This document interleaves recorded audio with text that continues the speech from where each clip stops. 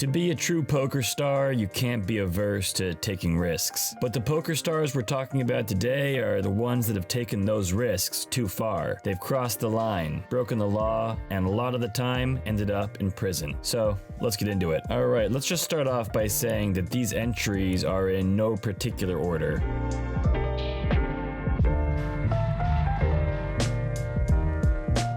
So first up in the number 10 slot, we have Ernie Shear. Now, this is one of the darkest cases about a poker player who made headlines for all the wrong reasons. Shear's parents were found murdered in 2008, with the crime staged to look like a burglary gone wrong. However, further investigation revealed that Shear, who was struggling financially and in debt to his parents over real estate, stood to inherit over $2 million on his 30th birthday. The motive, investigators believed, was to secure that inheritance early. He was convicted in 2011 and sentenced to 2 consecutive life terms, shocking the poker community and setting a grim precedent for how far a player might go to recoup their losses.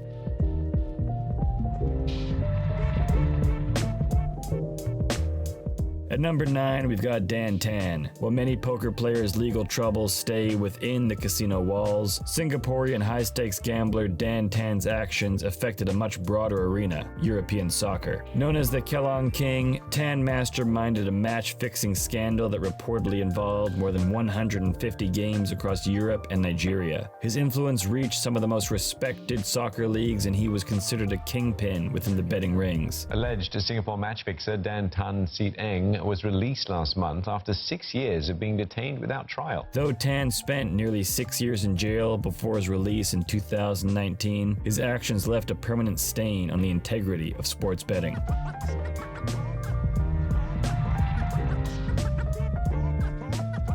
Number 8 is Billy Walters. Walters was a renowned sports bettor, celebrated for his incredible success on the betting scene. At one point, it was estimated that he had a net worth of over $100 million.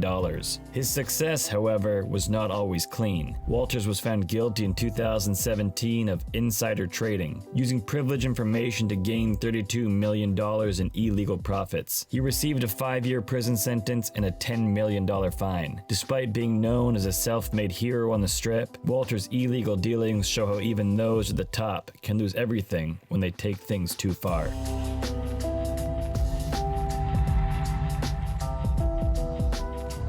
We couldn't make a video like this without this next guy. Number 7, Mike the Mouth Mato, a 4-time World Series of Poker bracelet winner who is as famous for his table antics as he is for his legal troubles. I got out of jail 3 months ago. Unfortunately for Mike, he is not making that up. Known as the Mouth for his colorful trash talking, kitty games down the street. Down the street's the kitty game. Down that way. Kitty game down that way. Mato found himself in hot water when he provided prescription drugs to an undercover officer. This indiscretion led to a 6-month jail sentence, casting a shadow over his otherwise illustrious poker career. And if you want to learn more about Mike Mato and all of his ups and his downs, we have a video all about him. The link is in the description.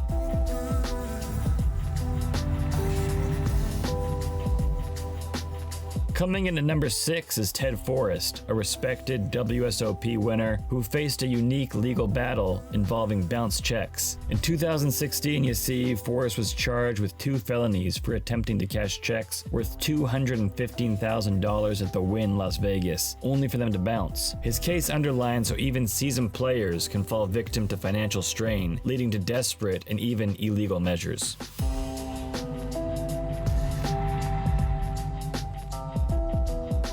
We're halfway there with number 5. Let's talk about Danish poker player Peter Jepson, whose crimes went beyond simple fraud. He exploited his poker community by hacking competitors' laptops at international events, allowing him to cheat and win millions. Jepson's story broke in 2019, resulting in a sentence of 3 to 4 years in prison. His scheme, which involved hacking rival players' machines to siphon funds, shows how technology can be manipulated even in highly regulated environments, turning the poker table into a digital battleground.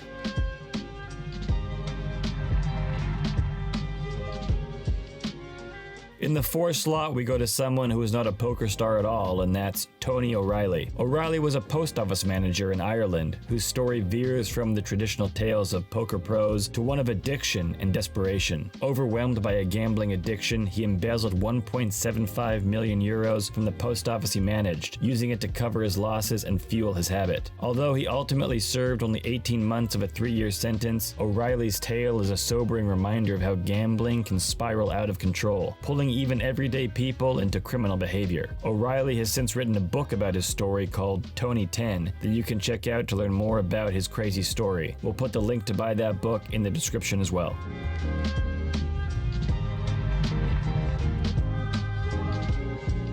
Only 3 left, so let's move on to Macedonian-born, Spain-based Dragon Kostic, who rose to fame on the European poker scene, winning significant prize money. However, Kostic failed to report his winnings, including a substantial 532,000 euro win from a major poker event. His tax evasion eventually caught up with him, resulting in an 18-month jail sentence and financial penalties.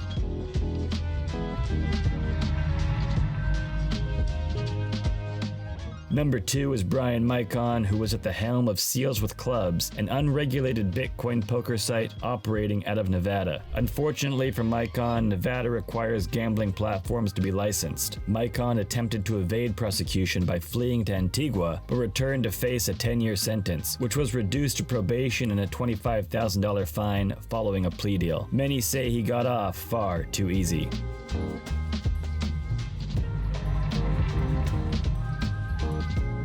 And finally, in the number 1 slot, the player best known for taking risks and not caring about the law, it's Dan Bilzerian. Dubbed the King of Instagram, Bilzerian was once famous for flaunting his lavish lifestyle, often featuring firearms and high-stakes games. Bilzerian has faced several legal issues, from alleged assaults to an incident involving explosive materials. He was arrested for possessing explosive materials after he reportedly shot a cooler filled with explosives, resulting in a dangerous blast. Though he ultimately escaped with only a fine, Bilzerian's tale is a prime example of how the adrenaline-charged poker lifestyle can lead to risky and illegal behavior. And of course, we've also done a video all around Bilzerian, so to check it out, click on the link in the description. And look, at the end of the day, poker has always attracted risk takers, individuals willing to put everything on the line. For these 10 individuals, the stakes extended far beyond the poker table, leading them to gamble with their freedom, with their reputation, and even with their morality. Each of these stories shows how quickly success can turn into scandal when the high-stakes mentality crosses into criminal territory. The allure of the game, it seems, can sometimes lead not just to fame and to fortune, but to ruin. And in poker,